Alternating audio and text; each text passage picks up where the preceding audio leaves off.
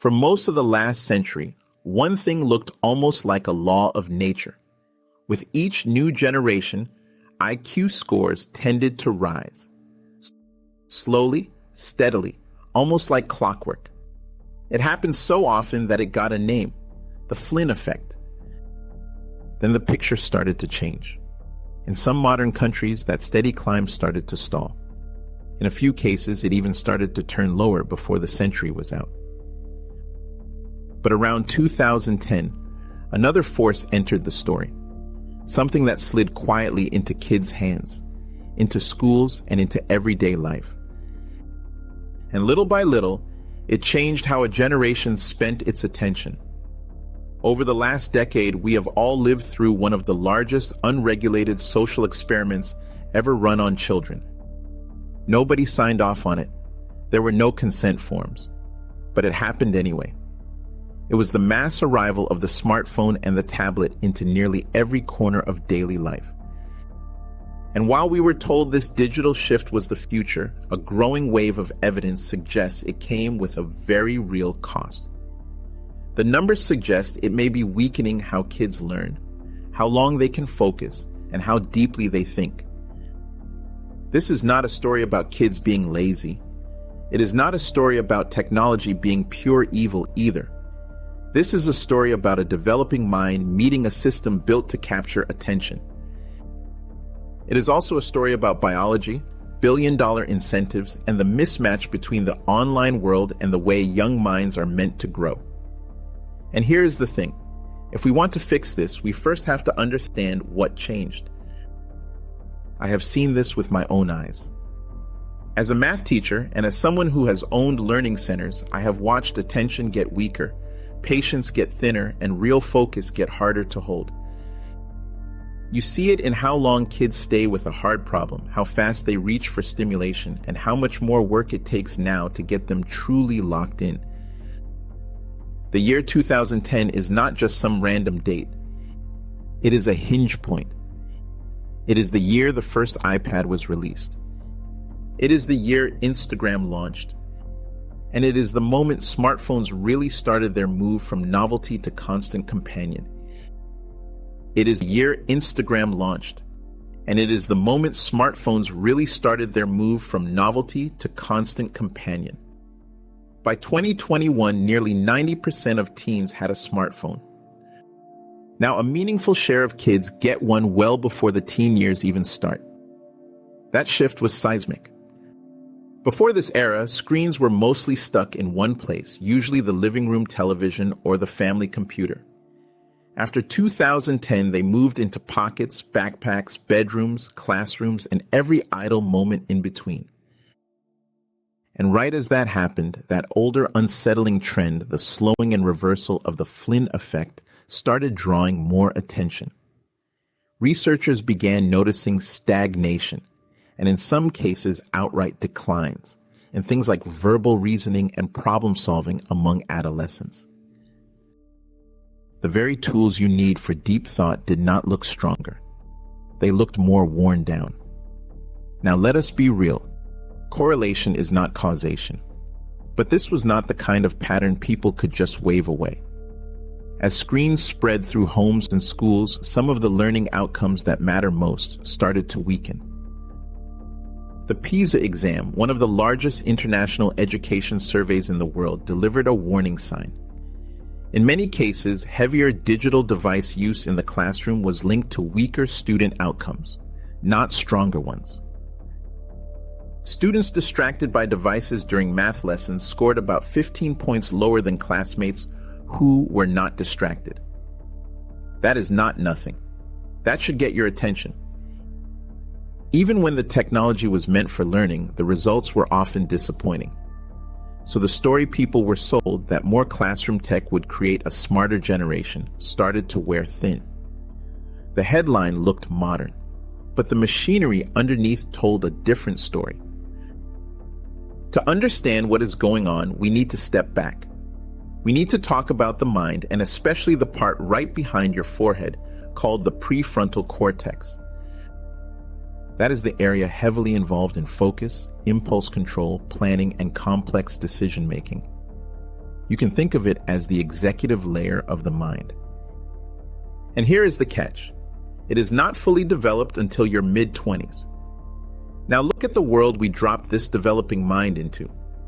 A world of alerts, banners, vibrations, short clips, infinite scroll, and non-stop context switching.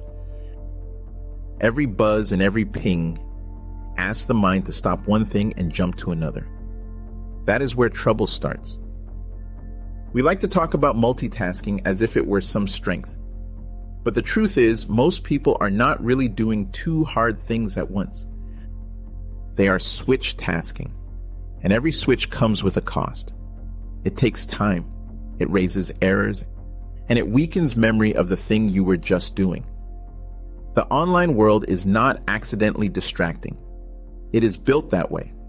That is how the business model works. A lot of these platforms run on variable reward schedules, the same basic logic that makes slot machines so hard to walk away from. You scroll a feed and you do not know what comes next. Most of it is forgettable. Then suddenly there is something funny, shocking, exciting, or socially rewarding. A message, a viral clip, a little jolt of novelty. That unpredictability matters. It can reinforce the urge to keep checking, keep scrolling, and keep coming back. Over time, that can make slower, effort-heavy work feel dull by comparison. And that is a real issue. Because reading a hard book, writing clearly, or working through a difficult math problem requires the exact opposite rhythm. It requires patience, quiet, and sustained attention. This brings us to what neuroscientist Dr. Jared Cooney-Horvath has called the digital delusion. We were sold the idea that putting more screens into the classroom was automatically an upgrade. But Horvath, drawing on years of research, argues that once a screen sits between teacher and student, learning often becomes slower and shallower. Here is why. First, reading comprehension often suffers. A major meta-analysis from the University of Valencia found that people generally understand more when they read on paper than on screens. This has been called the screen inferiority effect. On screens, minds are more likely to skim, hunt for keywords, and move fast instead of digging in deeply. Physical books gives the mind anchors, the feel of the page, rough sense of where something sat in space. Those details help the mind build a map of the material. Scrolling flattens that map. And when the map is weaker, recall often gets weaker too. Second, screens can weaken human connection in the learning process. Neuroscience suggests that during strong in-person teaching, teacher and student can fall into a kind of alignment, sometimes described as neural coupling. That alignment is one sign that learning is really landing. Screens get in the way of some of that. Eye contact fades. Social cues get lost. Trust and shared attention get thinner. That may help explain why fully online learning often struggles so badly. A lot of online courses have failure rates that are shockingly high, sometimes between 40 and 80%. That tells you a lot. Third, digital learning can fail what researchers sometimes call the transfer test.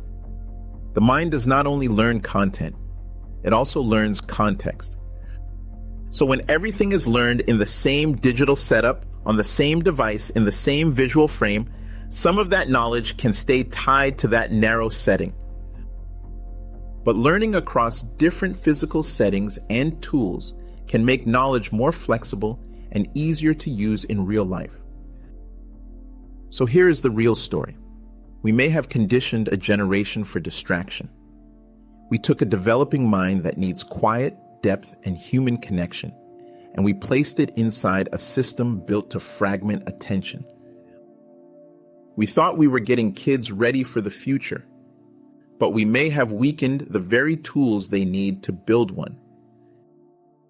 Now, this can sound grim, but the same research that shows us the problem also points toward the way out. This is not a call to throw every screen into a river. Technology is part of modern life. The issue is not whether it exists. The issue is where it belongs, how often it is used, and what it is doing to the mind when it is there. Dr. Horvath and others argue for a for-learning approach that respects how the mind actually works. That comes down to a few simple ideas. First, use screens less for core instruction. For foundational skills like reading, writing, and math, analog tools often work better.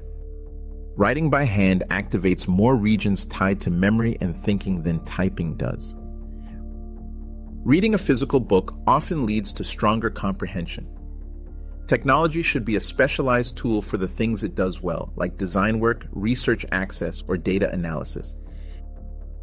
It should not be the automatic setting for everything.